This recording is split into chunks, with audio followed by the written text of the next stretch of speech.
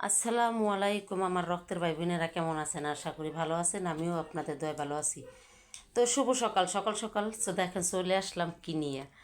সকালে মেয়ের আজকে পরীক্ষা, সবাই দোয়া করবেন প্রথমত। তো সবার কাছে দোয়া চাই, আমার মেয়ের জন্য দোয়া করবেন, কারণ আমার মেয়ে এমনিতেই একটু পরীক্ষায় সমস্যা আছে। তো চাই সবাই জানি দোয়া করেন, ইনশাল্লাহ এবারে জানি ভালো করে, আলহামদুলিল্লাহ। আর আমার মেয়ের নাস্তা খাওয়ার বেশিরভাগ উদ্দেশ্য আপনাদের সাথে শেয়ার করার কারণ হচ্ছে আমার মেয়ের নাস্তা খাওয়ার অবস্থা দেখেন। দেখেন এই কলা, সস আর এই যে পরোটা, এটার সাথে সে মনে করেন যে এই এই এই তার খাবার। আমি বললাম যে গরুর মাংস আসছিল, যে গরম করে দিই, এটা দিয়ে খাও। না, ওটা দিয়ে সে খাবে না। রাত্রেই আমাকে বলে রাখছে, আম্মু আমার জন্য পরোটা বানাইবা, আমি এমনি এমনিই খাবো, মানে কলা দিয়া বা এমনি হে খাবে।